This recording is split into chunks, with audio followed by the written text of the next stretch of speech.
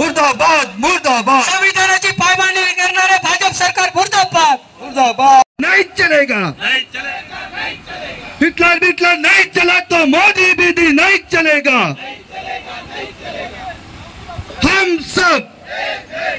सब एक है, कोण भरतो देणार नाही, घेतल्याशिवाय राहणार नाही, कोण भरतो देणार नाही, घेतल्याशिवाय राहणार नाही।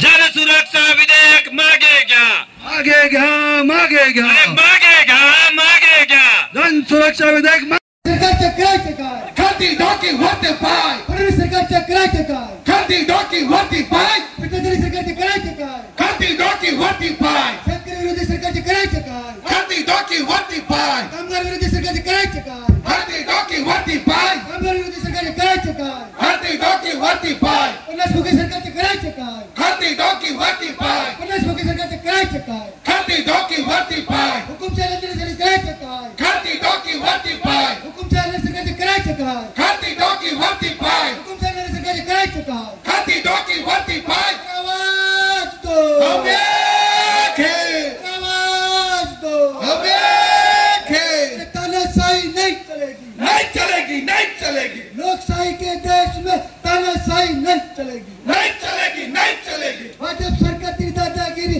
नहीं चलेगी, नहीं चलेगी, नहीं चलेगी। आजच्या मोर्चाचे मुख्य उद्दिष्ट आणि मागण्या काय आहेत आपल्या?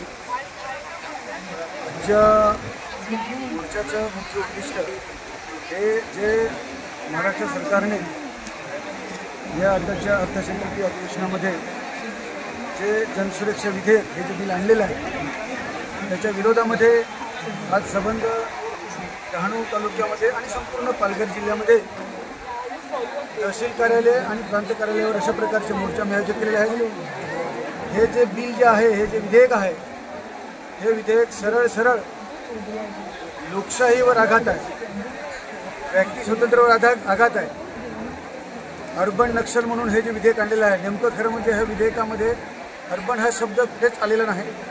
त्याची नेमकी व्याख्या काय आहे, हे व्याख्या स्पष्ट झालेली नाही अजून आहे। परंतु या लोकशाही म्हणजे सरळ हा संविधानावर हा जो आघात आहे हा कदापि आम्ही होऊ देणार नाही। हे सध्या विधानसभेमध्ये जरी चर्चेला आलं नसेल तरीसुद्धा येणाऱ्या अधिवेशनामध्ये ते चर्चेला येईल। नक्कीच त्याच्यावर सभागृहामध्ये याच्यावर आम्ही प्रकट विरोध करणार आहोत। कारण आज अनेक लोकांची अनेक मागण्या आहेत।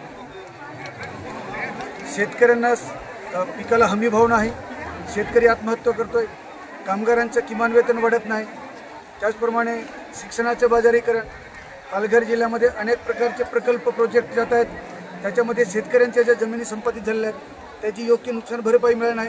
आता ह्याच्या विरोधामध्ये आम्हाला हा एकच अधिकार आहे की अशा पद्धतीचा जेव्हा अन्याय होत असेल तर आम्ही रस्त्यावर उतरून शांततेच्या मार्गाने आंदोलन करून आमचे हक्क आम्ही मिळवले पाहिजेत।